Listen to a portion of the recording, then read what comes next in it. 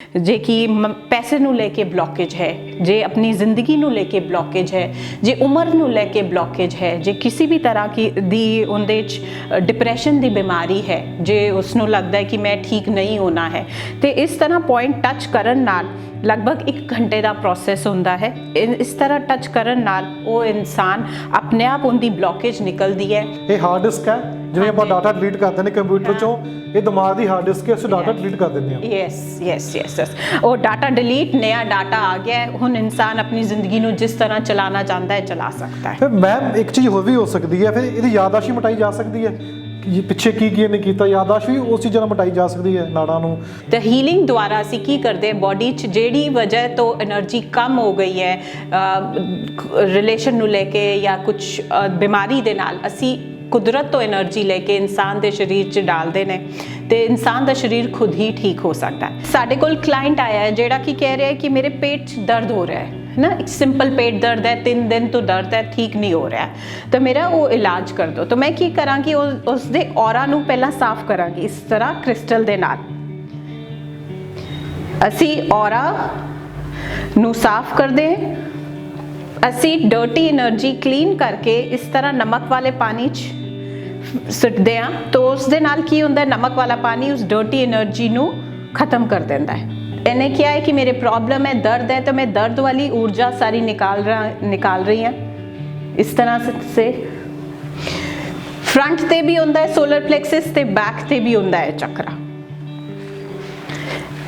ते क्लीन करन तो बाद असी कुदरत तो लावांगे एनर्जी, इस तरह हथ तो या परमात्मा तो भी शक्ति ला सकते हैं, ते मैं एनर्जी लवांगी इनके शरीर च डालांगी।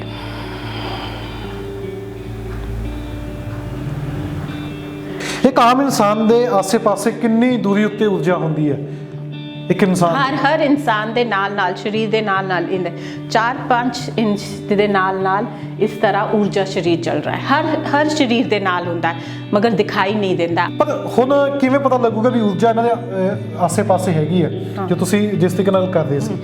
तो बड़ा चंगा सवाल कीता तुसी। इंदा ऊर्जा शरीर तो इत्थे है बट एनर्जी इत्थे आ रहा है, दैट मीनस इनके शरीर च प्रॉब्लम है। हुण मैं जदों हीलिंग कर ली तो दोबारा स्कैन करूँगी, मेरा हाथ इत्थे रुक रहा है, दैट मीनस इनदे नॉर्मल हो गई है। कि ओरा इत्थे धरती ते रह सकदा है, इंसान की डेथ हो जाती है? तुसी बड़ा अच्छा क्वेश्चन पूछा है।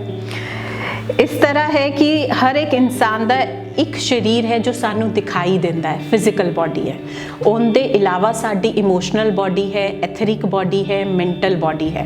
ओरा नु आत्मा कह सकते हैं? नहीं नहीं नहीं नहीं, ओरा अलग है, आत्मा अलग है? नहीं नहीं नहीं नहीं, देखिए हर एक इंसान का ऑरा होता है, हर एक इंसान। ओरा आत्मा नहीं है? नहीं नहीं नहीं नहीं नहीं, आत्मा का हिस्सा है मानसिक शरीर, साडा इमोशनल बॉडी, साडा ऑरा।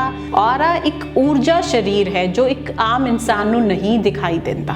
ਜਾਂ ਤੁਸੀਂ ਇਹ ਵੀ ਜ਼ਿਕਰ ਕੀਤਾ ਕੋਈ ਸ਼ਖਸ ਆਤਮ ਹੱਤਿਆ ਕਰਨ ਆ ਰਿਹਾ ਉਸ ਦੀ ਨਾੜ ਵਿੱਚੋਂ ਕਿਵੇਂ ਕੱਢੋ ਕਿ ਤੂੰ ਆਤਮ ਹੱਤਿਆ ਨਹੀਂ ਕਰਦੀ? ਜਿਵੇਂ ਕਿ ਮੈਂ ਇਸ ਤਰ੍ਹਾਂ ਇਹਦੇ ਪੁਆਇੰਟ ਤੇ ਟੱਚ ਕੀਤਾ, ਮੈਂ એનર્ਜੀ ਪੁੱਲ ਕਰ ਰਹੀ ਹਾਂ, ਧਰਤੀ ਤੋਂ એનર્ਜੀ ਲੈ ਕੇ ਇਹਦੇ ਸਿਰ ਤੋਂ ਸਾਰੀ એનર્ਜੀ ਬਾਹਰ ਜਾ ਰਹੀ ਹੈ। ਕਿ ਦੁਨੀਆ 'ਚ ਹਰ ਚੀਜ਼ ਵਿਸ਼ਵਾਸ ਤੇ ਚੱਲਦੀ ਨਾ, ਅਸੀਂ ਗੋਲੀ ਵੀ ਤਾਂ ਖਾਂਦੇ ਆ, ਉੱਥੇ ਕੋਈ ਪ੍ਰੂਫ ਲਿਖਿਆ ਕਿ ਇਹ ਗੋਲੀ ਨੇ ਠੀਕ ਕਰ ਦੇਣਾ? ਬੜੇ ਸਾਰੇ ਲੋਕ ਗੋਲੀ ਤੋਂ ਵੀ ਠੀਕ ਨਹੀਂ ਹੁੰਦੇ। ਕੀ ਹੁੰਦਾ ਹੈ? ਵਿਸ਼ਵਾਸ। ਕਰੋਨਾ ਦੇ ਵਿੱਚ ਅਸੀਂ ਬੜੇ ਸਾਰੇ ਕਪਲਸ ਦੀ ਹੀਲਿੰਗ ਕੀਤੀ ਹੈ ਤੇ ਉਹਨਾਂ ਦੇ ਬੱਚੇ ਹੋਏ ਨੇ ਤੇ ਬੜਾ ਅੱਛਾ ਲੱਗਦਾ ਹੈ ਕਿ 5-6 ਸਾਲ ਤੋਂ ਇੰਨੀ ਟਰਾਈ ਕਰ ਰਹੇ ਸੀ, ਨਹੀਂ ਹੋ ਰਿਹਾ ਸੀ, ਹੀਲਿੰਗ ਦੇ ਨਾਲ ਉਹਨਾਂ ਦੀ ਸਿਸਟਮ ਠੀਕ ਹੋਇਆ ਤੇ ਦੇ ਆਰ ਬਲੈਸਡ, ਉਹਨਾਂ ਨੂੰ ਬੱਚੇ ਹੋ ਗਏ ਨੇ ਹੀਲਿੰਗ ਦੇ ਨਾਲ। ਹੀਲਿੰਗ ਦੇ ਵਿੱਚ ਕੋਈ ਮੈਡੀਸਿਨ ਹੁੰਦੀ ਹੈ? ਮੈਡੀਸਿਨ ਦਿੰਦੇ ਹੋ? ਕੋਈ ਪੇਸ਼ੈਂਟ ਤੁਹਾਡੇ ਕੋਲ ਆ ਜਾਂਦਾ? ਮੈਡੀਸਨ ਨਹੀਂ ਦਿੰਦੇ, ਇਹ ਬਿਨਾਂ ਛੂਏ ਬਿਨਾਂ ਦਵਾਈ ਦਿੱਤੇ ਇਲਾਜ ਕੀਤਾ ਜਾਂਦਾ ਹੈ। ਇਸ ਨੂੰ ਕਹਿੰਦੇ ਆ ਨੋ ਟੱਚ, ਨੋ ਡਰਗ, ਨੋ ਸਾਈਡ ਇਫੈਕਟ ਥੈਰੇਪੀ।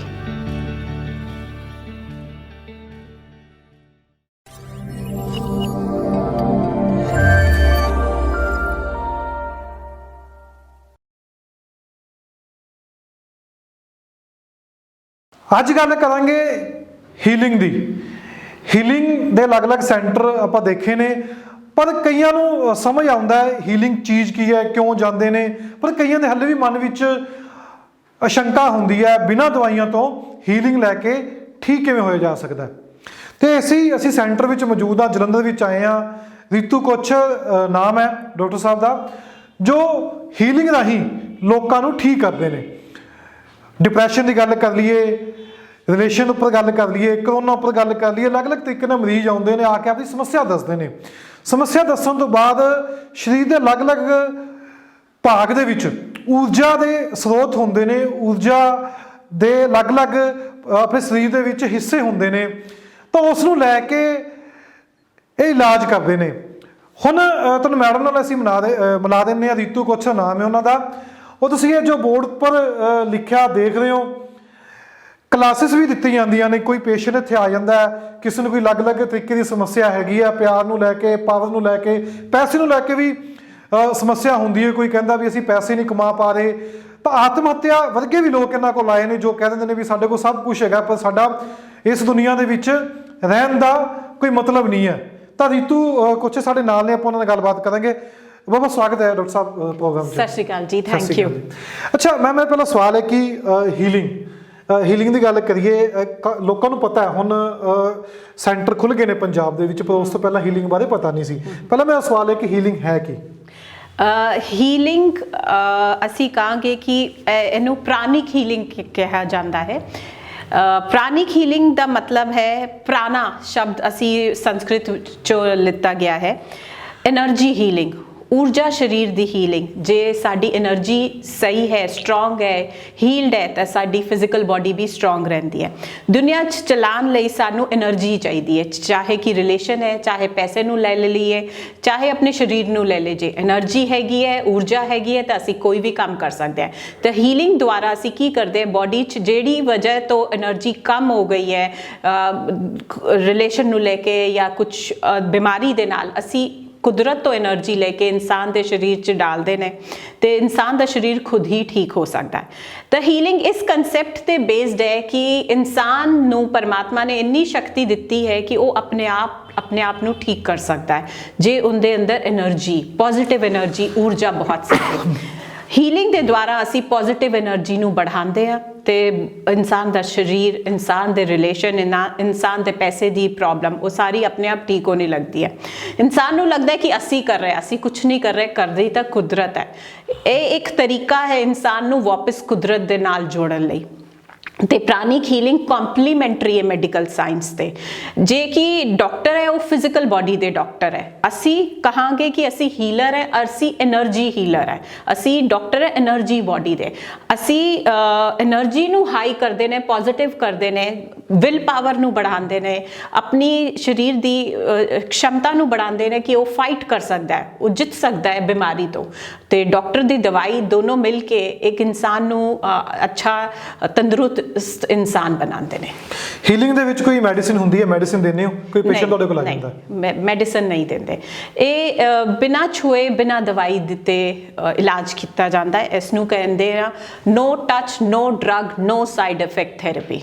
ਬਿਨਾਂ ਹੱਥ ਲਗਾਏ, ਬਿਨਾਂ ਦਵਾਈਆਂ ਤੋਂ ਇਲਾਜ ਕਰਦੇ ਹੋ? ਤੁਸੀਂ ਕਰਕੇ ਦਿਖਾ ਸਕਦੇ ਹੋ? ਹਾਂਜੀ ਹਾਂਜੀ। ਤਾਂ ਅਸੀਂ ਕੀ ਕਰਾਂਗੇ ਕਿ ਇਸ ਤਰ੍ਹਾਂ ਕ੍ਰਿਸਟਲ ਹੈ, ਕ੍ਰਿਸਟਲ ਦੇ ਨਾਲ ਹੀਲਿੰਗ ਕਰਦੇ ਨੇ। ਕਿ ਸਾਡੇ ਕੋਲ ਕਲਾਇੰਟ ਆਇਆ ਹੈ ਜਿਹੜਾ ਕਿ ਕਹਿ ਰਿਹਾ ਹੈ ਕਿ ਮੇਰੇ ਪੇਟ 'ਚ ਦਰਦ ਹੋ ਰਿਹਾ ਹੈ ਨਾ, ਇੱਕ ਸਿੰਪਲ पेट दर्द है, 3 दिन तो दर्द है, ठीक नहीं हो रहा है, तो मेरा वो इलाज कर दो। तो मैं की करांगी, उसदे ਔਰਾ ਨੂੰ ਪਹਿਲਾਂ ਸਾਫ਼ ਕਰਾਂਗੀ ਇਸ ਤਰ੍ਹਾਂ ਕ੍ਰਿਸਟਲ ਦੇ ਨਾਲ। ਅਸੀਂ ਔਰਾ ਨੂੰ ਸਾਫ਼ ਕਰਦੇ ਪਹਿਲਾਂ ਫਰੰਟ ਤੋਂ ਤੇ ਫਿਰ ਬੈਕ ਤੋਂ। ਤੇ ਅਸੀਂ ਡਰਟੀ એનર્ਜੀ ਕਲੀਨ ਕਰਕੇ ਇਸ ਤਰ੍ਹਾਂ ਨਮਕ ਵਾਲੇ ਪਾਣੀ 'ਚ ਸੁੱਟਦੇ ਹਾਂ। ਤਾਂ ਉਸ ਦੇ ਨਾਲ ਕੀ ਹੁੰਦਾ, ਨਮਕ ਵਾਲਾ ਪਾਣੀ ਉਸ ਡਰਟੀ એનર્ਜੀ ਨੂੰ ਖਤਮ ਕਰ ਦਿੰਦਾ ਹੈ। ਤੇ ਔਰਾ ਨੂੰ ਸਾਫ਼ ਕਰਨ ਤੋਂ ਬਾਅਦ ਅਸੀਂ ਚੱਕਰਾਸ ਨੂੰ ਸਾਫ਼ ਕਰਦੇ ਹਾਂ।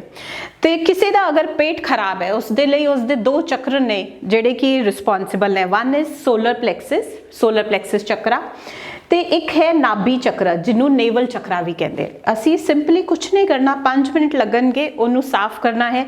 ਮੈਨੂੰ ਪਤਾ ਹੈ ਸੋਲਰ ਪਲੈਕਸਿਸ ਚੱਕਰਾ ਇੱਥੇ ਹੈ, ਸਰੀਰ 'ਚ ਨਹੀਂ ਹੁੰਦਾ, ਉਹ ਊਰਜਾ ਸਰੀਰ 'ਚ ਹੁੰਦਾ ਹੈ, ਉਹ ਜਿਹੜਾ ਕਿ ਇੱਥੇ ਹੁੰਦਾ ਹੈ ਊਰਜਾ ਸਰੀਰ। ਤੇ ਮੈਂ ਉਸ ਦੇ ਸੋਲਰ ਪਲੈਕਸਿਸ ਚੱਕਰਾ ਨੂੰ ਕਲੀਨ ਕਰਾਂਗੀ। ਸੇ ਆਪਣੀ ਸੇਫਟੀ ਲਈ ਕ੍ਰਿਸਟਲ ਵੀ ਸਾਫ਼ ਰਹੇ, ਅਸੀਂ ਇਸ ਤਰ੍ਹਾਂ ਆਈਸੋਪ੍ਰੋਪਾਈਲ ਸਪਰੇ ਯੂਜ਼ ਕਰਦੇ ਹਾਂ। ਉਹ ਸੋਲਰ ਪਲੈਕਸਸ ਨੂੰ ਸਾਫ਼ ਕੀਤਾ, ਨਾਭੀ ਚੱਕਰ ਨੂੰ ਸਾਫ਼ ਕੀਤਾ। ਜਿਸ ਵੀ ਵਜ੍ਹਾ 'ਚ ਇਸ ਦੇ ਸਰੀਰ 'ਚ ਇਨਫੈਕਸ਼ਨ ਹੈ, पेट दर्द, मैनू भी नहीं पता क्यों प्रॉब्लम है, बट इन्हें क्या है कि मेरे प्रॉब्लम है, दर्द है, तो मैं दर्द वाली ऊर्जा सारी निकाल रही हैं इस तरह से। फ्रंट ते भी होंदा है सोलर प्लेक्सिस ते बैक ते भी होंदा है चक्रा। ते क्लीन करन तो बाद ਅਸੀਂ ਕੁਦਰਤ ਤੋਂ ਲਾਵਾਂਗੇ એનર્ਜੀ, ਇਸ ਤਰ੍ਹਾਂ ਹੱਥ ਤੋਂ ਜਾਂ ਪਰਮਾਤਮਾ ਤੋਂ ਵੀ ਸ਼ਕਤੀ ਲਾ ਸਕਦੇ ਆ। ਤੇ ਮੈਂ એનર્ਜੀ ਲਵਾਂਗੀ, ਇਹਦੇ ਸਰੀਰ 'ਚ ਡਾਲਾਂਗੀ।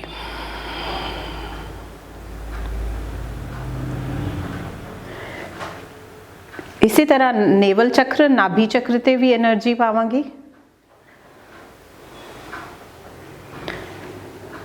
ਤੇ ਉੱਥੇ એનર્ਜੀ ਨੂੰ ਸਟੇਬਲਾਈਜ਼ ਕਰਕੇ ਤੇ ਵੀ ਅਸੀਂ ਜਸ ਕਹਿਣਾ ਹੈ ਕਿ हे ਪਰਮਾਤਮਾ ਸ਼ੁਕਰੀਆ ਇਸ ਸਰੀਰ ਨੂੰ ਠੀਕ ਕਰਨ ਲਈ, ਇਸ ਜਿਹੜੀ ਵੀ ਪ੍ਰੋਬਲਮ ਸੀ ਉਹ ਠੀਕ ਹੈ ਤੇ ਇਨਸਾਨ ਆਪਣੀ ਜ਼ਿੰਦਗੀ ਨੂੰ ਵਾਪਸ ਨਾਰਮਲ ਤਰ੍ਹਾਂ ਜ਼ਿੰਦਗੀ ਜੀ ਸਕਦਾ ਹੈ। ਤੇ ਉਸ ਦੇ ਨਾਲ ਅਸੀਂ ਕੱਟ ਕਰ ਦਿੰਦੇ ਹਾਂ ਤੇ ਪਰਸਨ ਦਾ ਹੀਲਿੰਗ ਹੁੰਦਾ ਹੈ। ਅੱਛਾ, ਮੇਰਾ ਸਵਾਲ ਹੈ, ਤੁਸੀਂ ਬਿਨਾਂ ਟੱਚ ਕੀਤੇ ਜਿਸ ਤਰੀਕੇ ਨਾਲ ਤੁਸੀਂ ਕਹਿ ਰਹੇ ਵੀ ਉਹ ਸਾਫ਼ ਕਰਦੇ ਸੀ, ਪਰ ਹੁਣ ਕਿਵੇਂ ਪਤਾ ਲੱਗੂਗਾ ਵੀ ਊਰਜਾ ਇਹਨਾਂ ਦੇ ਆਸੇ-ਪਾਸੇ ਹੈਗੀ ਹੈ ਜੋ ਤੁਸੀਂ ਜਿਸ ਤਰੀਕੇ ਨਾਲ ਕਰਦੇ ਸੀ?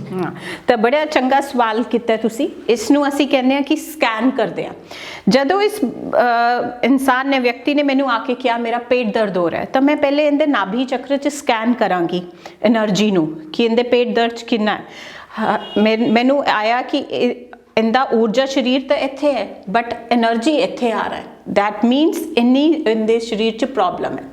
ਹੁਣ ਮੈਂ ਜਦੋਂ ਹੀਲਿੰਗ ਕਰ ਲਈ ਤਾਂ ਦੁਬਾਰਾ ਸਕੈਨ ਕਰਾਂਗੀ, ਮੇਰਾ ਹੱਥ ਇੱਥੇ ਰੁਕ ਰਿਹਾ ਹੈ, that means ਇਹਦੇ ਨਾਰਮਲ ਹੋ ਗਈ ਹੈ એનર્ਜੀ। ਤੁਹਾਨੂੰ ਮੈਮ ਕਿੱਦਾਂ ਪਤਾ ਲੱਗਿਆ ਵੀ ਹੱਥ ਉੱਥੇ ਰੁਕਣਾ? ਇਹ ਵੀ ਕੋਈ ਜਿਵੇਂ ਤੁਸੀਂ ਟ੍ਰੇਨਿੰਗ ਲੈਂਦੇ ਹੋ, ਕਿੱਦਾਂ ਟ੍ਰੇਨਿੰਗ ਸਿਖਾਇਆ ਜਾਂਦਾ? ਹਾਂਜੀ, ਪ੍ਰਾਣਿਕ ਹੀਲਿੰਗ ਦੇ ਕੋਰਸਿਸ ਕਰਨੇ ਪੈਂਦੇ ਨੇ। Basic pranic healing, advance pranic healing. Pranic healing ਜਦੋਂ ਅਸੀਂ ਕੋਰਸਿਸ ਕਰਾਉਂਦੇ ਤਾਂ ਉਹਦੇ ਵਿੱਚ ਸਕੈਨਿੰਗ ਕਰਨਾ ਸਿਖਾਉਂਦੇ ਕਿਸੇ ਵੀ ਚੀਜ਼ ਦੇ। ਅਸੀਂ ਕਿਸੇ ਇਨਸਾਨ ਦੇ ਚੱਕਰਾਸ ਵੀ ਸਕੈਨ ਕਰ ਸਕਦੇ। ਜੇਕਰ ਸਹੀ ਕਹੀਏ ਕਿ ਕੋਈ ਪਰਸਨ ਆ ਕੇ ਕਹਿੰਦਾ ਮੈਨੂੰ ਡਿਪਰੈਸ਼ਨ ਹੈ, ਮੈਂ ਉਹਦਾ ਜਦ ਚੱਕਰਾ, ਇਹ ਵਾਲਾ ਚੱਕਰਾ, ਅਜਨਾ ਚੱਕਰਾ ਸਕੈਨ ਕਰਦੀ ਹੈ, ਉਹ ਬਿਲਕੁਲ ਹੀ ਅੰਦਰ ਘੁਸਿਆ ਹੁੰਦਾ ਹੈ, ਅੰਡਰ ਐਕਟੀਵੇਟਿਡ ਹੈ, ਉਹਦੇ ਵਿੱਚ ਡਿਪਲੀਟਿਡ ਹੈ, એનર્ਜੀ ਹੈ ਹੀ ਨਹੀਂ। ਜਿਹੜਾ ਕਿ ਇੱਕ ਨਾਰਮਲ ਇਨਸਾਨ ਦਾ ਚੱਕਰਾ 5 ਇੰਚ ਤੱਕ ਹੁੰਦਾ ਹੈ, ਉੱਥੇ ਇੱਥੇ ਹੋਣਾ ਚਾਹੀਏ। ਜਿਹੜਾ ਡਿਪਰੈਸ ਹੈ ਇਨਸਾਨ, ਉਹਦਾ ਚੱਕਰਾ ਇੱਥੇ ਹੁੰਦਾ ਹੈ, ਦੈਟ ਮੀਨਸ ਉਹਦੇ ਵਿੱਚ એનર્ਜੀ ਨਹੀਂ ਹੈ। ਸੋ ਅਸੀਂ ਹੀਲਿੰਗ ਦੇ ਦੁਆਰਾ ਉਹਦੇ ਉਸ ਚੱਕਰਾ 'ਚ એનર્ਜੀ ਪਾਉਂਦੇ। ਫਿਰ ਇਹ ਵੀ ਆਪਾਂ ਕਹਿ ਸਕਦੇ ਹਾਂ, ਜੇ ਕੋਈ ਸ਼ਖਸ ਤੁਹਾਡੇ ਕੋਲ ਆ ਜਾਂਦਾ ਪੇਸ਼ੈਂਟ, ਉਹ ਕਹਿ ਦੇ ਕਿ ਮੈਂ ਆਤਮ ਹੱਤਿਆ ਕਰਨਾ ਚਾਹੁੰਦਾ ਜਾਂ ਕਰਨ ਜਾ ਰਿਹਾ, ਪਤਾ ਲਗਾ ਲਓਗੇ ਉਹਦਾ? ਹਾਂਜੀ, ਉਸ ਦੇ ਲਈ ਇੱਥੇ ਇੱਕ ਰੀੜ ਦੀ ਪਿਛਲੀ ਹੱਡੀ ਜਿਹੜੀ ਹੁੰਦੀ ਹੈ ਨੀਚੇ, ਇੱਥੇ ਇੱਕ ਚੱਕਰਾ ਹੁੰਦਾ ਹੈ, ਬੇਸਿਕ ਚੱਕਰਾ। ਜਿਹੜਾ ਕਿ ਇਨਸਾਨ ਕਹਿੰਦਾ ਮੈਂ ਆਤਮ ਹੱਤਿਆ ਕਰਨਾ ਜਾ ਰਿਹਾ, ਉਹਦਾ ਉਹ ਚੱਕਰਾ ਬਹੁਤ ਡਿਪਲੀਟਡ ਹੁੰਦਾ, ਉਹਦੇ ਵਿੱਚ એનર્ਜੀ ਨਹੀਂ ਹੁੰਦੀ ਹੈ। ਕਿਸੇ ਵੀ ਇਨਸਾਨ ਦੇ ਅਗਰ ਬੇਸਿਕ ਚੱਕਰਾ 'ਚ એનર્ਜੀ ਨਹੀਂ ਹੈ, ਉਹਦੇ ਅੰਦਰ ਵਿਚਾਰ ਆਉਂਦਾ ਹੈ ਕਿ ਮੈਂ ਤਾਂ ਮਰ ਜਾਣਾ ਹੈ, ਮੈਂ ਜ਼ਿੰਦਾ ਰਹਿ ਕੇ ਕੀ ਕਰਨਾ ਹੈ। ਸੋ ਅਸੀਂ ਉਹਦੇ ਵਿੱਚ એનર્ਜੀ ਪਾਉਂਦੇ ਹਾਂ, ਉਹ ਠੀਕ ਹੋਣਾ ਸ਼ੁਰੂ ਹੋ ਜਾਂਦਾ ਹੈ ਤੇ ਉਹਨੂੰ ਲੱਗਦਾ ਨਹੀਂ ਜ਼ਿੰਦਗੀ ਬਹੁਤ ਖੂਬਸੂਰਤ ਹੈ, ਮੈਂ ਆਪਣੀ ਪ੍ਰੋਬਲਮ ਨੂੰ ਫੇਸ ਕਰ ਸਕਦਾ ਹੈ, ਮੈਂ ਜ਼ਿੰਦਗੀ 'ਚ ਅੱਗੇ ਵਧਣਾ ਹੈ। ਤਾਂ ਹੀਲਿੰਗ ਦੇ ਦੁਆਰਾ ਅਸੀਂ ਉਹ ਕਰਦੇ ਹਾਂ। ਇੱਕ ਆਮ ਇਨਸਾਨ ਦੇ ਆਸੇ-ਪਾਸੇ ਕਿੰਨੀ ਦੂਰੀ ਉੱਤੇ ਊਰਜਾ ਹੁੰਦੀ ਹੈ ਇੱਕ ਇਨਸਾਨ? ਹਰ ਇਨਸਾਨ ਦੇ ਨਾਲ ਸਰੀਰ ਦੇ ਨਾਲ ਇਹਦੇ 4-5 ਇੰਚ ਦੇ ਨਾਲ ਇਸ ਤਰ੍ਹਾਂ ਊਰਜਾ ਸਰੀਰ ਚੱਲ ਰਿਹਾ ਹੈ। ਹਰ ਸਰੀਰ ਦੇ ਨਾਲ ਹੁੰਦਾ ਹੈ, ਮਗਰ ਦਿਖਾਈ ਨਹੀਂ ਦਿੰਦਾ। ਅੱਜ ਕੱਲ ਹੁਣ ਉਹ ਸਕੈਨਿੰਗ ਮਸ਼ੀਨਸ ਆ ਚੁੱਕੀਆਂ ਨੇ, ਫੋਟੋਗ੍ਰਾਫੀ ਆ ਗਈ ਹੈ, ਜਿੰਦੇ ਨਾਲ ਸਕੈਨ ਕਰਕੇ ਪਤਾ ਕਰ ਸਕਦੇ ਆ ਕਿ ਉਹਦਾ ਔਰਾ ਕਿਸ ਤਰ੍ਹਾਂ ਦਾ ਹੈ। ਤੇ ਇੱਕ ਨਾਰਮਲ ਇਨਸਾਨ ਜਿਹੜਾ ਕਿ ਪ੍ਰਾਣਿਕ ਹੀਲਰ ਹੈ, ਉਹ ਇਸ ਤਰ੍ਹਾਂ ਸਕੈਨ ਕਰਕੇ ਬਤਾ ਦਿੰਦਾ ਹੈ ਕਿ ਇਸ ਤਰ੍ਹਾਂ ਇਹਦਾ ਊਰਜਾ ਸਰੀਰ ਇੱਥੇ ਹੈ, ਇੱਥੇ। ਜੇ ਊਰਜਾ ਜ਼ਿਆਦਾ ਵੱਧ ਹੋਵੇ, ਜੇ ਆਪਾਂ ਸਪੋਜ਼ ਕਰੋ ਤੁਸੀਂ ਇੱਥੇ ਕਹਿ ਰਹੇ ਹੋ, ਜੇ ਇੱਥੇ ਵੱਧ ਹੋਵੇ ਤਾਂ ਉਹ ਵੀ ਕੋਈ ਸਾਈਡ ਇਫੈਕਟ? ਹਾਂ, ਉਹ ਕੰਜੈਸ਼ਨ ਹੈ, એનર્ਜੀ ਫालतू ਹੈ, ਜਿਹੜੀ ਕਿ ਉਸ ਦਰਦ ਦਾ ਕਾਰਨ ਵੀ ਬਣ ਸਕਦੀ ਹੈ। ਅਸੀਂ ਕਲੀਨ ਕਰਤੇ ਹੀਲਿੰਗ ਦੇ ਦੁਆਰਾ ਉਹਨੂੰ ਨਾਰਮਲ ਲੈ ਕੇ ਆਉਂਦੇ, ਬੰਦੇ ਦਾ ਪ੍ਰੋਬਲਮ ਠੀਕ ਹੋ ਜਾਂਦਾ ਹੈ। ਤੁਸੀਂ ਹੋਰ ਵੀ ਗੱਲ ਕਹੀ ਸੀ ਕਿ ਕੋਈ ਬੱਚਾ ਜਦੋਂ ਪੈਦਾ ਹੁੰਦਾ ਉਸ ਤੋਂ ਬਾਅਦ ਉਹ ਨੈਗੇਟਿਵਿਟੀਆਂ ਚੀਜ਼ਾਂ ਜਾਂਦੀਆਂ ਨੇ ਦਿਮਾਗ ਦੇ ਵਿੱਚ। ਕੋਈ ਤੁਸੀਂ ਹੁਣ ਕਹਿ ਵੀ ਰਹੇ ਸੀ ਕਿ ਬੱਚਾ ਜੰਮਦਿਆਂ ਸਾਰੀ ਕੋਈ ਨੈਗੇਟਿਵਿਟੀ ਨਹੀਂ ਹੁੰਦੀ, ਕੋਈ ਗੁੱਸਾ ਨਹੀਂ ਹੁੰਦਾ, ਬਿਲਕੁਲ ਨੋਰਮਲ ਹੁੰਦਾ। ਜਦੋਂ ਕਿਸੇ ਬੱਚੇ ਵਿੱਚ ਗੁੱਸਾ ਆ ਜਾਂਦਾ, ਕਿੰਨੀ ਸਾਲ ਦੀ ਉਮਰ ਵਿੱਚ ਬੱਚਾ ਫਿਰ ਗੁੱਸਾ ਲੈਣਾ ਸਿੱਖ ਜਾਂਦਾ ਵੀ ਮੈਂ ਸਾਹਮਣੇ ਵਾਲੇ ਬੰਦੇ ਨੂੰ ਦੇਖਦਾ, ਮੈਨੂੰ ਹੁਣ ਉਹ ਚੀਜ਼ ਐਕਸੈਪਟ ਕਰ ਲੈਂਦਾ ਜਾਂ ਉਸ ਵਿੱਚ ਵੀ ਗੁੱਸਾ ਆ ਜਾਂਦਾ ਹੈ? ਕਿੰਨੀ ਸਾਲ ਦੀ ਏਜ ਹੁੰਦੀ ਹੈ ਬੱਚੇ ਦੀ? ਇੰਜ ਕਿਹਾ ਜਾਂਦਾ ਹੈ ਕਿ 7 ਸਾਲ ਦੀ ਉਮਰ ਤੱਕ ਬੱਚੇ ਦੇ ਵਿਚਾਰ ਨੇ ਉਹ ਜਿਸ ਸੁਸਾਇਟੀ ਵਿੱਚ, ਜਿਸ ਮਾਹੌਲ ਦੇ ਵਿੱਚ ਰਹਿੰਦਾ ਹੈ, ਉਸ ਹਿਸਾਬ ਦੇ ਬਣਦੇ ਜਾਂਦੇ ਨੇ। ਜੇ 7 ਸਾਲ ਤੱਕ ਬੱਚੇ ਦੇ ਇਰਦ ਗਿਰਦ ਬਹੁਤ ਜ਼ਿਆਦਾ ਪਿਆਰ ਔਰ ਇੱਕ ਦੂਜੇ ਨਾਲ ਮਿਲ ਰਲ ਕੇ ਚੱਲਣਾ ਸਿਖਾਇਆ ਜਾਂਦਾ ਹੈ, ਉਸ ਤਰ੍ਹਾਂ ਦਾ ਬਣ ਜਾਏ। ਜੇ ਕਰਦਾ ਇੱਕ ਇਨਸਾਨ ਵੀ ਗੁੱਸਾ ਕਰਦਾ ਹੈ, ਨੈਗੇਟਿਵਿਟੀ ਹਮੇਸ਼ਾ ਪਹਿਲਾਂ ਖਿੱਚਦੀ ਹੈ ਇਨਸਾਨ ਨੂੰ, ਤਾਂ ਬੱਚਾ ਉਸ ਵੱਲ ਖਿੱਚਦਾ ਜਾਂਦਾ ਹੈ, ਉਹ ਵੀ ਗੁੱਸਾ ਕਰਨਾ ਸ਼ੁਰੂ ਹੁੰਦਾ ਹੈ, ਉਹ ਵੀ ਉਸ ਤਰ੍ਹਾਂ ਦਾ ਬਿਹੇਵੀਅਰ ਕਰਦਾ ਹੈ। ਕੁਛ ਬੱਚੇ ਨੇ ਹੁੰਦੇ ਬਿਲਕੁਲ ਆਲਸੀ ਹੁੰਦੇ ਹੈ। ਉਹ ਕਿਉਂ ਹੁੰਦੇ ਨੇ? ਕਿਉਂਕਿ ਉਹ ਦੇਖਦੇ ਘਰ ਵਾਲੇ ਵੀ ਆਲਸੀ ਹੈ। ਸਭ ਤੋਂ ਮਜ਼ੇ ਦੀ ਚੀਜ਼ ਹੈ, ਅਸੀਂ ਵੀ ਆਪਣੀ ਜ਼ਿੰਦਗੀ ਆਲਸ ਦੇ ਨਾਲ ਬਿਤਾਨੀ ਹੈ। ਤਾਂ ਬਹੁਤ ਸਾਰੇ ਇਨਸਾਨ ਦੀ ਜਿਹੜੀ ਜ਼ਿੰਦਗੀ ਦੀ ਪ੍ਰੋਬਲਮ ਹੈ ਉਹ ਬਚਪਨ ਤੋਂ ਹੀ ਸ਼ੁਰੂ ਹੁੰਦੀ ਹੈ, ਤੇ ਅਸੀਂ ਉਹਨਾਂ ਦਾ ਵੀ ਹੀਲਿੰਗ ਕਰਦੇ ਹਾਂ, ਉਹਨਾਂ ਦਾ ਵੀ ਇਲਾਜ ਕਰਦੇ ਹਾਂ। ਅੱਛਾ, ਜੇ ਕਿਸੇ ਬੱਚੇ ਨੂੰ 7 ਸਾਲ ਦੀ ਤੁਸੀਂ ਉਮਰ ਦੀ ਗੱਲ ਕੀਤੀ ਹੈ, ਕੋਈ ਬੱਚਾ ਤੁਹਾਡੇ ਕੋਲ ਆ ਜਾਂਦਾ 7 ਸਾਲ ਤੋਂ ਬਾਅਦ, ਉਹ ਦਿਮਾਗ ਦੇ ਵਿੱਚ ਗੁੱਸਾ ਭਰਿਆ ਹੁੰਦਾ ਹੈ, ਤੁਸੀਂ ਕਹਿੰਦੇ ਸੀ ਨਾੜਾਂ ਦੇ ਵਿੱਚ ਉਹ ਸਾਰਾ ਉਹ ਟਰੈਵਲ ਕਰਦੀ ਹੈ ਚੀਜ਼, ਫਿਰ ਉਹ ਨਾੜਾਂ ਵਿੱਚੋਂ ਕਿਵੇਂ ਕੱਢ ਦੋਗੇ ਉਸ ਗੁੱਸੇ ਨੂੰ? ਜਾਂ ਤੁਸੀਂ ਇਹ ਵੀ ਜ਼ਿਕਰ ਕੀਤਾ ਕੋਈ ਸ਼ਖਸ ਆਤਮ ਹੱਤਿਆ ਕਰਨ ਆ ਰਿਹਾ, ਉਸ ਦੀ ਨਾੜ ਵਿੱਚੋਂ ਕਿਵੇਂ ਕੱਢੋਗੇ ਤੂੰ ਆਤਮ ਹੱਤਿਆ ਨਹੀਂ ਕਰਨੀ? ਇੱਕ ਹੋਰ ਥੈਰੇਪੀ ਹੈ ਜਿਹਨੂੰ ਅਸੀਂ ਕਹਿੰਦੇ ਐਕਸੈਸ ਬਾਰਸ ਥੈਰੇਪੀ। ਉਸ ਦੇ ਵਿੱਚ ਅਸੀਂ ਕੀ ਕਰਦੇ ਹਾਂ, ਇਸ ਤਰ੍ਹਾਂ ਤੋਂ ਸਿਰ ਦੇ ਅਲੱਗ-ਅਲੱਗ ਪੁਆਇੰਟਸ ਨੂੰ ਟੱਚ ਕਰਦੇ ਆ। ਜਿਵੇਂ ਕਿ ਮੈਂ ਇਸ ਤਰ੍ਹਾਂ ਇਹਦੇ ਪੁਆਇੰਟ ਤੇ ਟੱਚ ਕੀਤਾ, ਮੈਂ એનર્ਜੀ ਪੁੱਲ ਕਰ ਰਹੀ ਹਾਂ, ਧਰਤੀ ਤੋਂ એનર્ਜੀ ਲੈ ਕੇ ਇਹਦੇ ਸਿਰ ਤੋਂ ਸਾਰੀ એનર્ਜੀ ਬਾਹਰ ਜਾ ਰਹੀ ਹੈ। ਇਸੇ ਤਰ੍ਹਾਂ ਮੈਂ ਅਲੱਗ-ਅਲੱਗ ਤਰ੍ਹਾਂ ਤੋਂ ਇਹਦੇ ਦਿਮਾਗ ਦੇ ਸਿਰ ਦੇ ਉੱਤੇ ਕੁਝ ਪੁਆਇੰਟਸ ਨੂੰ ਟੱਚ ਕਰਾਂਗੀ। ਜਿਹੜੀ ਵੀ ਬਲੌਕੇਜ ਹੈ, ਜੇ ਕਿ ਪੈਸੇ ਨੂੰ ਲੈ ਕੇ ਬਲੌਕੇਜ ਹੈ, ਜੇ ਆਪਣੀ ਜ਼ਿੰਦਗੀ ਨੂੰ ਲੈ ਕੇ ਬਲੌਕੇਜ ਹੈ, ਜੇ ਉਮਰ ਨੂੰ ਲੈ ਕੇ ਬਲੌਕੇਜ ਹੈ, ਜੇ ਕਿਸੇ ਵੀ ਤਰ੍ਹਾਂ ਦੀ ਉਹਦੇ 'ਚ ਡਿਪਰੈਸ਼ਨ ਦੀ ਬਿਮਾਰੀ ਹੈ, ਜੇ ਉਸ ਨੂੰ ਲੱਗਦਾ ਹੈ ਕਿ ਮੈਂ ਠੀਕ ਨਹੀਂ ਹੋਣਾ ਹੈ, ਤੇ ਇਸ ਤਰ੍ਹਾਂ ਪੁਆਇੰਟ ਟੱਚ ਕਰਨ ਨਾਲ ਲਗਭਗ 1 ਘੰਟੇ ਦਾ ਪ੍ਰੋਸੈਸ ਹੁੰਦਾ ਹੈ। ਇਸ ਤਰ੍ਹਾਂ ਟੱਚ ਕਰਨ ਨਾਲ ਉਹ ਇਨਸਾਨ ਆਪਣੇ ਆਪ ਉਹਦੀ ਬਲੌਕੇਜ ਨਿਕਲਦੀ ਹੈ। ਔਰ ਇਨਸਾਨ ਨੂੰ ਕੁਝ ਨਹੀਂ ਕਰਨਾ ਹੈ, ਸਾਡੇ ਕੋਲ ਆ ਕੇ ਬਸ ਲੇਟਣਾ ਹੈ, ਅਸੀਂ ਇਵੇਂ ਅਲੱਗ-ਅਲੱਗ ਪੁਆਇੰਟ ਨੂੰ ਟੱਚ ਕਰਨਗੇ ਤੇ ਉਹ ਬਲੌਕੇਜ ਨਿਕਲੇਗੀ। ਇਨਸਾਨ ਨੂੰ ਲੱਗਦਾ ਹੈ ਕਿ ਮੇਰੀ ਜ਼ਿੰਦਗੀ ਤਾਂ ਬਹੁਤ ਸਹੀ ਹੋ ਗਈ ਹੈ। ਸੌਖੇ ਤਰੀਕੇ ਵਿੱਚ ਜੇ ਇਹ ਹਾਰਡ ਡਿਸਕ ਹੈ, ਜਿਵੇਂ ਆਪਾਂ ਡਾਟਾ ਡਿਲੀਟ ਕਰਦੇ ਨੇ ਕੰਪਿਊਟਰ ਚੋਂ, ਇਹ ਦਿਮਾਗ ਦੀ ਹਾਰਡ ਡਿਸਕ ਹੈ, ਅਸੀਂ ਡਾਟਾ ਡਿਲੀਟ ਕਰ ਦਿੰਦੇ ਹਾਂ। ਯੈਸ ਉਹ ਡਾਟਾ ਡਿਲੀਟ, ਨया ਡਾਟਾ ਆ ਗਿਆ ਹੈ, ਹੁਣ ਇਨਸਾਨ ਆਪਣੀ ਜ਼ਿੰਦਗੀ ਨੂੰ ਜਿਸ ਤਰ੍ਹਾਂ ਚਲਾਉਣਾ ਚਾਹੁੰਦਾ ਹੈ ਚਲਾ ਸਕਦਾ ਹੈ। ਫਿਰ ਮੈਮ ਇੱਕ ਚੀਜ਼ ਹੋਰ ਵੀ ਹੋ ਸਕਦੀ ਹੈ, ਫਿਰ ਇਹਦੀ ਯਾਦਾਸ਼ਤ ਹੀ ਮਿਟਾਈ ਜਾ ਸਕਦੀ ਹੈ ਕਿ ਪਿੱਛੇ ਕੀ ਕੀ ਇਹਨੇ ਕੀਤਾ, ਯਾਦਾਸ਼ਤ ਵੀ ਉਸ ਚੀਜ਼ਾਂ ਨਾਲ ਮਿਟਾਈ ਜਾ ਸਕਦੀ ਹੈ, ਨਾੜਾਂ ਨੂੰ ਉਹਦੇ 'ਚ ਊਰਜਾ ਕੱਢ ਕੇ? ਨਹੀਂ ਇਹੋ ਜਿਹੇ ਕੰਮ ਨਹੀਂ ਅਸੀਂ ਕਰਦੇ। ਵੈਸੇ ਹੋ ਸਕਦਾ ਹਾਂ, ਅਗਰ ਇੱਕ ਇਨਸਾਨ, ਜਿਵੇਂ ਕਿ ਇਸ ਇਨਸਾਨ ਨੇ ਮੈਨੂੰ ਆ ਕੇ ਕਿਹਾ ਕਿ ਮੇਰੇ ਘਰ 'ਚ ਐਕਸੀਡੈਂਟ ਹੋਇਆ ਸੀ ਕਾਰ ਦੇ ਨਾਲ, ਤੇ ਮੇਰੇ ਦਿਮਾਗ 'ਚੋਂ ਉਹ ਗੱਲ ਨਿਕਲ ਨਹੀਂ ਰਹੀ ਹੈ। 10 ਸਾਲ ਪਹਿਲੇ ਹੋਇਆ ਸੀ, ਮੈਂ ਹਜੇ ਤੱਕ ਭੁਲਾ ਨਹੀਂ ਪਾਇਆ, ਟਰਾਮਾ ਹੋ ਗਿਆ ਮੇਰੇ ਲਾਈਫ 'ਚ। ਤਾਂ ਅਸੀਂ ਉਹ ਪੁਆਇੰਟਸ ਨੂੰ ਟੱਚ ਕਰਾਂਗੇ, ਤੇ ਜਿਹੜੇ ਕਿ ਟਰਾਮਾ ਦੇ ਪੁਆਇੰਟਸ ਨੇ ਸਪੈਸ਼ਲੀ ਉਹ ਟੱਚ ਕਰਾਂਗੇ, ਉਹਦੇ ਨਾਲ ਉਹ ਟਰਾਮਾ ਆਪਣੇ ਆਪ ਰਿਲੀਜ਼ ਹੋਏਗਾ ਤੇ ਇਹਨੂੰ ਲੱਗੇਗਾ ਕਿ ਕੋਈ ਗੱਲ ਨਹੀਂ ਹੋਇਆ ਸੀ। ਐਕਸੀਡੈਂਟ ਬਹੁਤ ਸਾਰਿਆਂ ਨਾਲ ਹੁੰਦਾ ਹੈ, ਮਗਰ ਜ਼ਿੰਦਗੀ ਜੀਣ ਦਾ ਮਤਲਬ ਹੈ ਟਰਾਮਾ ਦੇ ਨਾਲ ਨਹੀਂ ਚੱਲਣਾ, ਮੈਂ ਉਹ ਛੱਡਤਾ। ਮੈਂ ਕਾਉਂਸਲਿੰਗ ਕਹਿ ਦਈਏ, ਕਾਉਂਸਲਿੰਗ ਤੁਸੀਂ ਕਰਨੇ ਕਹਿ ਸਕਦੇ ਆਪਾਂ? ਨਹੀਂ ਜੀ, ਅਸੀਂ ਤਾਂ ਪੁਆਇੰਟ ਟੱਚ ਕਰਦੇ, ਆਪਣੇ ਆਪ ਉਹਦਾ ਦਿਮਾਗ ਰਿਲੀਜ਼ ਕਰ ਦਿੰਦਾ ਹੈ। ਇਸ ਥੈਰੇਪੀ ਨੂੰ ਇੱਕ ਨਿਊਰੋ ਸਾਇੰਟਿਸਟ ਹੋਏ ਨੇ ਡਾਕਟਰ ਜੈਫਰੇ, ਉਹਨਾਂ ਨੇ ਵੈਲੀਡੇਟ ਕੀਤਾ ਹੈ। ਉਹਨਾਂ ਨੇ MRI ਕੀਤੀ ਇੱਕ ਇਨਸਾਨ ਦੀ ਬਿਨਾਂ ਥੈਰੇਪੀ ਕਰੇ ਤੋਂ ਪਹਿਲਾਂ ਉਹਦੇ ਪੂਰੇ ਦਿਮਾਗ ਦੀ, ਤੇ ਉਹ ਹੈਰਾਨ ਰਹਿਣਗੇ ਕਿ ਥੈਰੇਪੀ ਕਰਨ ਤੋਂ ਬਾਅਦ ਉਹਦੇ ਦਿਮਾਗ 'ਚ ਜਿਹੜੀ ਕਿ ਵੇਵਸ ਨੇ, ਜਿਹੜੀ ਕਿ ਬਹੁਤ ਰਿਲੈਕਸਿੰਗ ਵੇਵਸ ਹੁੰਦੇ ਹੈ, ਉਹ ਇੱਕਦਮ ਵੱਧ ਗਈਆਂ। ਉਹਦਾ ਦਿਮਾਗ ਰਿਲੈਕਸ ਸੀ, ਨया ਸੀ, ਤੇ ਉਹ ਅਲੱਗ ਤਰ੍ਹਾਂ ਸੇ ਸੋਚ ਰਿਹਾ ਸੀ ਕਿ ਹਾਂ ਮੈਂ ਤਾਂ ਜ਼ਿੰਦਗੀ 'ਚ ਬਹੁਤ ਕੁਝ ਕਰਨਾ ਹੈ, ਮੈਂ ਫालतू ਦੀ ਗੱਲਾਂ 'ਚ ਆਪਣਾ ਟਾਈਮ ਨਹੀਂ ਵੇਸਟ ਕਰਨਾ। ਅੱਛਾ ਮੈਮ, ਹੁਣ ਜਿਵੇਂ ਤੁਸੀਂ ਸਾਰੀ ਚੀਜ਼ ਦੱਸੀ ਇਹਨਾਂ ਨੂੰ ਊਰਜਾ ਬਾਰੇ, ਹੁਣ ਕਈ ਸ਼ਖਸ ਦੇਖਦੇ ਹੋਣਗੇ, ਸੋਚਦੇ ਹੋਣਗੇ ਬਿਨਾਂ ਦਵਾਈ, ਬਿਨਾਂ ਹੱਥ ਲਗਾਇਆ ਕਿਸੇ ਪੇਸ਼ੈਂਟ ਨੂੰ ਠੀਕ ਕਰ ਦਿੰਦੇ ਹੋ। ਹੁਣ ਇਹ ਸਾਇੰਸ ਦਾ ਪਾਰਟ ਕਹਿ ਸਕਦੇ ਆਪਾਂ? ਇਹ ਸਾਇੰਸ ਦਾ ਪਾਰਟ? ਹਾਂਜੀ, ਇਹਨੂੰ ਕਹਿ ਸਕਦੇ ਆ, ਮਗਰ ਇਹਨੂੰ ਕਿਹਾ ਜਾਂਦਾ ਹੈ ਕਿ ਇਹ ਵੈਸੇ ਫਿਜ਼ੀਕਲ ਸਾਇੰਸ ਨਹੀਂ ਹੈ, ਇਹਨੂੰ એનર્ਜੀ ਹੀਲਿੰਗ ਲਈ ਵਿੱਚ ਲੈ ਆਇਆ ਜਾਂਦਾ ਹੈ, ਇਹਨੂੰ એનર્ਜੀ ਥੈਰੇਪੀ ਕਿਹਾ ਜਾਂਦਾ ਹੈ। ਤਾਂ ਇੱਕ ਅਲੱਗ ਤਰ੍ਹਾਂ ਦੀ ਥੈਰੇਪੀ ਹੈ ਜਿਹਨੂੰ ਸਾਇੰਸ ਪ੍ਰੂਵ ਕਰ ਰਹੀ ਹੈ ਕਿ ਆਹ ਚੀਜ਼ਾਂ ਪ੍ਰੂਵ ਹੁੰਦੀਆਂ।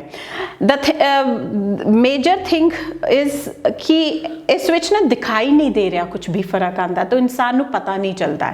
ਹਾਂ, ਜਦੋਂ ਰਿਪੋਰਟ ਹੁੰਦੀ ਹੈ, ਜਦ ਟੈਸਟ ਹੁੰਦੇ ਹੈ, ਤਾਂ ਇਨਸਾਨ ਨੂੰ ਵਿਸ਼ਵਾਸ ਆਉਂਦਾ ਕਿ ਮੇਰਾ ਤਾਂ ਫਰਕ ਪੈ ਗਿਆ। ਜਿਵੇਂ ਕਿ ਸਾਡੇ ਕੋਲ ਕੋਈ ਪੇਸ਼ੈਂਟ ਆਇਆ ਜਿਸ ਦੇ ਜਦੋਂ ਉਹਨੇ ਟੈਸਟ ਕਰਾਇਆ ਤਾਂ ਉਹਦੇ ਰਿਪੋਰਟਸ 'ਚ ਲਿਖਿਆ ਹੋਇਆ ਸੀ ਕਿ ਮੇਰਾ ਸ਼ੂਗਰ ਲੈਵਲ ਇੰਨਾ ਹੋ ਗਿਆ, 260 ਹੋ ਗਿਆ, ਮੇਰਾ ਮੇਰਾ ਬੀਪੀ ਜਾ ਰਿਹਾ ਹੈ 180 100 ਜਾ ਰਿਹਾ। ਹੀਲਿੰਗ ਕਰਾਉਣ ਤੋਂ ਬਾਅਦ ਉਹਨੇ ਜਾ ਕੇ ਡਾਕਟਰ ਤੋਂ ਟੈਸਟ ਕਰਾਇਆ, ਬੀਪੀ ਆ ਗਿਆ ਮੇਰਾ 120 ਤੇ 80 ਤੇ ਮੇਰਾ ਸ਼ੂਗਰ ਨਾਰਮਲ ਆ ਗਈ 110 ਆ ਗਈ। ਤੇ ਪੇਸ਼ੈਂਟ ਖੁਦ ਹੈਰਾਨ ਹੋ ਜਾਂਦਾ ਹੈ ਕਿ ਹੀਲਿੰਗ ਕੰਮ ਕਰਦੀ ਹੈ, ਮਗਰ ਇਹਨੂੰ ਟੈਸਟ ਕਰਕੇ ਹੀ ਪ੍ਰੂਫ ਕੀਤਾ ਜਾਂਦਾ ਹੈ, ਦਿਖਾਈ ਨਹੀਂ ਦਿੰਦੀ ਹੈ। ਮੈਂ ਸਿਰਫ ਆਹੀ ਗੱਲ ਕਹਾਂਗੀ ਕਿ ਦੁਨੀਆ 'ਚ ਹਰ ਚੀਜ਼ ਵਿਸ਼ਵਾਸ ਤੇ ਚਲਦੀ ਨਾ। ਅਸੀਂ ਗੋਲੀ ਵੀ ਤਾਂ ਖਾਂਦੇ ਹਾਂ, ਉੱਥੇ ਕੋਈ ਪ੍ਰੂਫ ਲਿਖਿਆ ਕਿ ਇਹ ਗੋਲੀ ਨੇ ਠੀਕ ਕਰ ਦੇਣਾ? ਬੜੇ ਸਾਰੇ ਲੋਕ ਗੋਲੀ ਤੋਂ ਵੀ ਠੀਕ ਨਹੀਂ ਹੁੰਦੇ। ਕੀ ਹੁੰਦਾ ਹੈ? ਵਿਸ਼ਵਾਸ। ਸੋ ਹੀਲਿੰਗ ਵੀ ਵਿਸ਼ਵਾਸ ਤੇ ਕੰਮ ਕਰਦੀ ਹੈ। ਜੇ ਤੁਹਾਨੂੰ ਵਿਸ਼ਵਾਸ ਹੈ, ਕੁਦਰਤ ਤੇ ਪਰਮਾਤਮਾ ਤੇ ਵਿਸ਼ਵਾਸ ਹੈ, ਤੁਸੀਂ ਆ ਵੇਖੋ ਕਿ ਸੂਰਜ ਦੀ ਸ਼ਕਤੀ ਨਾਲ ਇੰਨੇ ਵੱਡੇ ਵੱਡੇ ਹਸਪੀਟਲ ਚੱਲ ਰਹੇ, ਇੰਨੇ ਵੱਡੇ ਵੱਡੇ ਹੋਟਲਸ ਚੱਲ ਰਹੇ ਨੇ। 200 ਮੰਜ਼ਲੀ ਹੋਟਲ ਚੱਲਦਾ ਹੈ ਸਿਰਫ ਸੋਲਰ ਪਾਵਰ ਪਲਾਂਟ ਤੇ। ਇਨਸਾਨ ਦਾ ਸਰੀਰ ਕਿਉਂ ਨਹੀਂ ਚੱਲਦਾ? ਮੈਮ ਤੁਹਾਡੀ ਇੰਟਰਵਿਊ ਦੇਖਣ ਤੋਂ ਬਾਅਦ ਜਿਵੇਂ ਤੁਸੀਂ ਕਹਿ ਰਹੇ ਹੋ ਕਿ ਦਵਾਈ ਖਾ ਕੇ ਭਰੋਸਾ ਕਰਕੇ ਖਾ ਲੈਂਦੇ ਆ ਤਾਂ ਠੀਕ ਹੋ ਜਾਂਦੇ ਆ, ਫਿਰ ਤਾਂ ਕਈ ਸੋਚਣਗੇ ਦਵਾਈ ਨਾ ਹੀ ਖਾਈਏ। ਨਹੀਂ, ਅਸੀਂ ਇੰਜ ਨਹੀਂ ਕਹਿੰਦੇ ਆ। ਛੋਟੇ ਮੋਟੀ ਇਲਾਜ ਹੈ, ਜਿਵੇਂ ਕੱਟ ਲੱਗ ਗਿਆ, ਹਲਕਾ ਜਿਹਾ ਸਿਰ ਦਰਦ ਹੋ ਗਿਆ, ਜ਼ਰਾ ਜੀ ਗਲਾ ਖਰਾਬ ਹੋ ਗਿਆ, ਉਹ ਚੀਜ਼ਾਂ ਲਈ ਤੁਸੀਂ ਹੀਲਿੰਗ ਦੇ ਨਾਲ ਠੀਕ ਹੋ ਸਕਦੇ ਹੋ।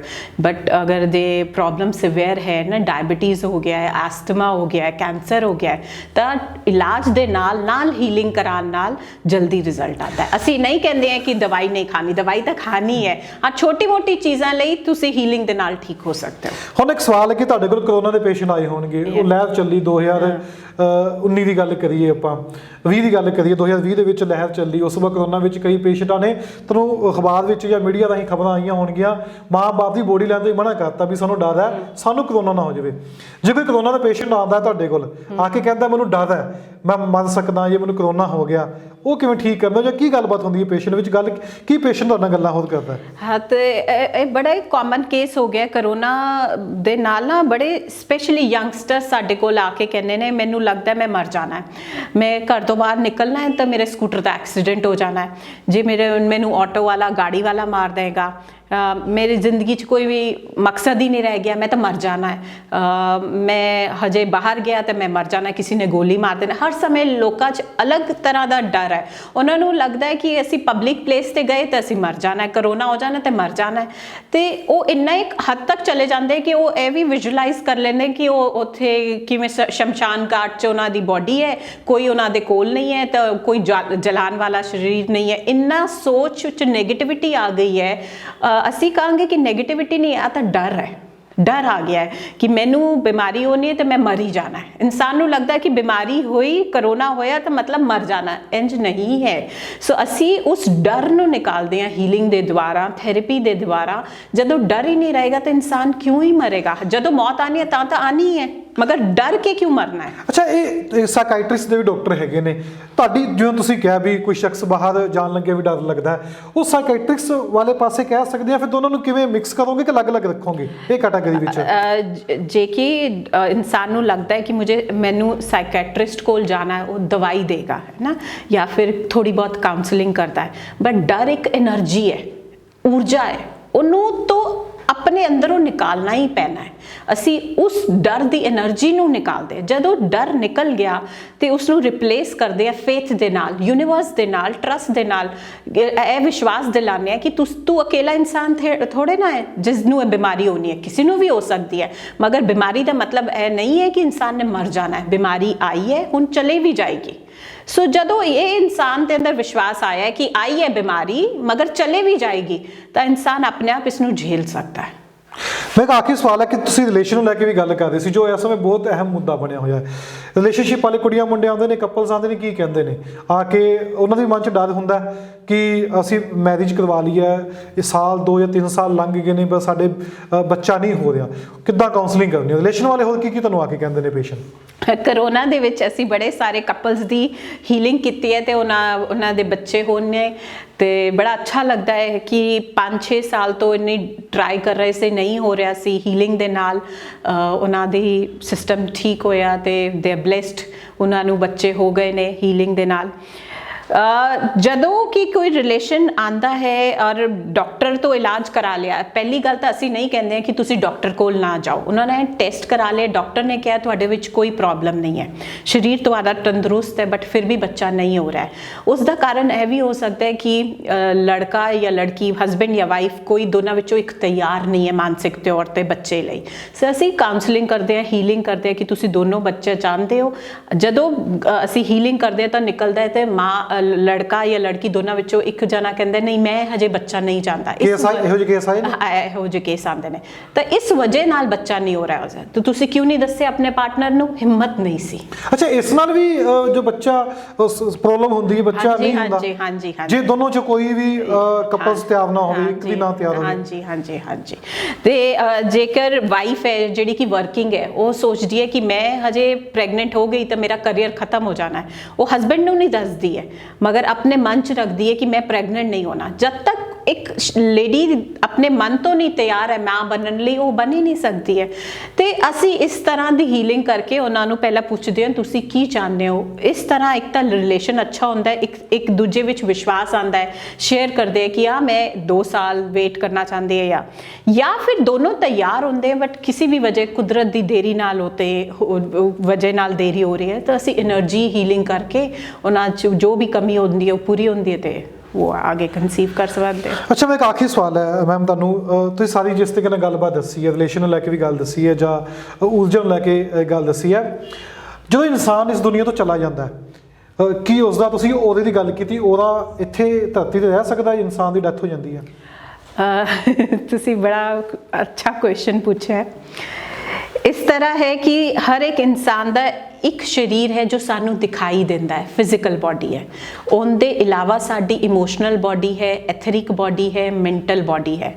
ਤੇ ਉਹ ਸਰੀਰ ਛੱਡਣ ਤੋਂ ਬਾਅਦ, ਅਰਥ ਤੋਂ ਬਾਅਦ ਇੱਕ ਐਸਟਰਲ ਬਾਡੀ ਹੁੰਦੀ ਹੈ, ਐਸਟਰਲ ਵਰਲਡ ਹੁੰਦਾ ਹੈ ਜਿਸ ਨੂੰ ਅਸੀਂ ਕਹਿੰਦੇ ਹਾਂ ਇਮੋਸ਼ਨਲ ਵਰਲਡ। ਤੇ ਹਰ ਇਨਸਾਨ ਦੀ ਮੌਤ ਹੋਣ ਤੋਂ ਬਾਅਦ, ਸਰੀਰ ਛੋੜਨ ਤੋਂ ਬਾਅਦ ਕੁਝ ਦੇਰ ਲਈ ਉਹਦੀ ਆਤਮਾ ਉਸ ਵਿੱਚ ਰਹਿੰਦੀ ਹੈ ਨਾ। ਮੈਂ ਇਹ ਨਹੀਂ ਕਹਾਂਗੀ ਕਿ ਮੇਰੀ ਗੱਲ ਤੇ ਪੂਰਾ ਵਿਸ਼ਵਾਸ ਕਰੋ, ਤੁਸੀਂ ਵੀ ਕਿਤਾਬਾਂ ਪੜ੍ਹੋ, ਚੈੱਕ ਕਰੋ, ਮੈਂ ਵੀ ਕਿਤਾਬਾਂ ਪੜ੍ਹੀਆਂ ਹੈ ਤੇ ਕੁਝ ਐਕਸਪੀਰੀਐਂਸਿਸ ਕੀਤੇ ਹਨ ਲੋਕਾਂ ਦੇ ਨਾਲ, ਤਾਂ ਹੀ ਸਾਨੂੰ ਇਸ ਚੀਜ਼ ਦੀ ਸਮਝ ਆਈ ਹੈ। ਤੇ ਉਸ ਐਸਟਰਲ ਵਰਲਡ 'ਚ ਅਸੀਂ ਅਗਰ ਕੁਝ ਸਾਡੀ ਇੱਛਾਵਾਂ, ਕੁਝ ਡਿਜ਼ਾਇਰਸ ਕੁਝ ਨਹੀਂ ਪੂਰੀ ਹੋਈ ਹੁੰਦੇ ਤਾਂ ਬਹੁਤ ਸਾਰੀ ਸੋਲਸ ਉੱਤੇ ਸਟਕ ਰਹਿ ਜਾਂਦੀ ਹੈ, ਕੁਝ ਉੱਪਰ ਚਲੀ ਜਾਂਦੀਆਂ ਨੇ। ਇਸ ਤਰ੍ਹਾਂ ਦੀ ਦੁਨੀਆ।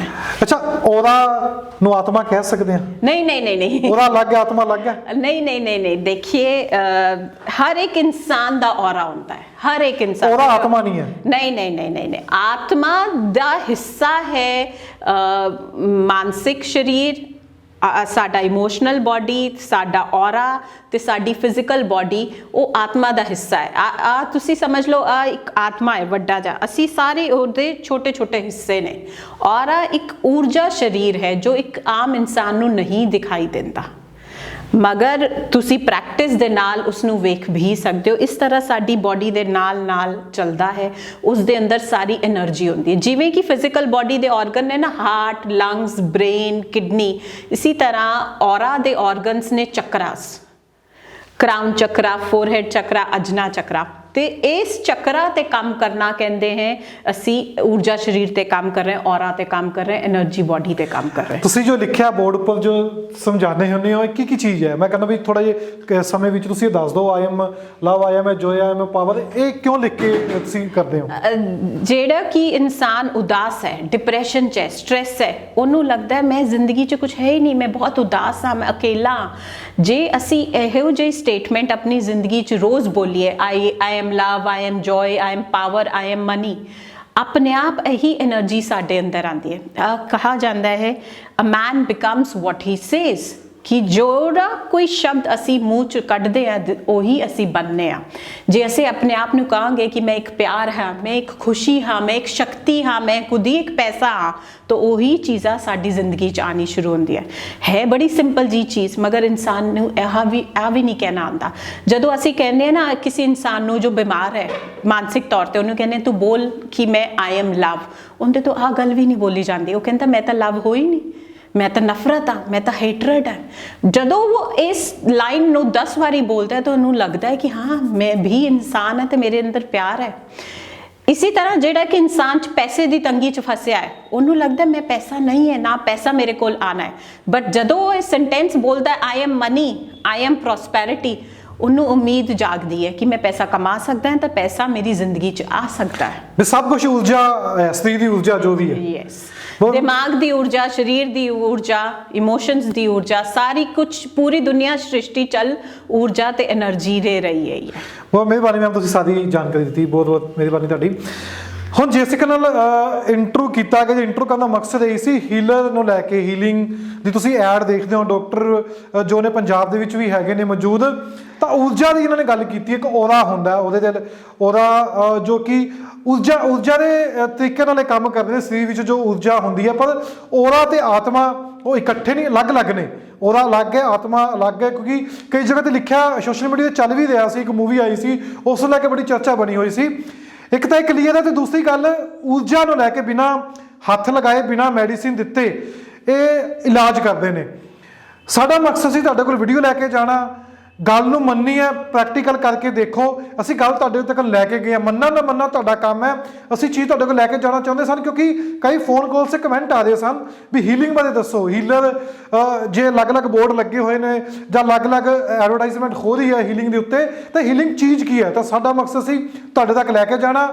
ਅੱਗੇ ਜੇ ਤੁਸੀਂ ਕਿਸੇ ਵੀ ਡਾਕਟਰ ਨੂੰ ਮਿਲ ਸਕਦੇ ਹੋ, ਆਸ-ਪਾਸ ਤੁਹਾਡੇ ਕੋਲ ਕੰਟੈਕਟ ਕਰਕੇ ਮਿਲੋ, ਤਾਂ ਤੁਹਾਨੂੰ ਪਤਾ ਲੱਗ ਜੂਗਾ ਵੀ ਹੀਲਿੰਗ ਦਾ ਕੰਮ ਕੀ ਹੈ।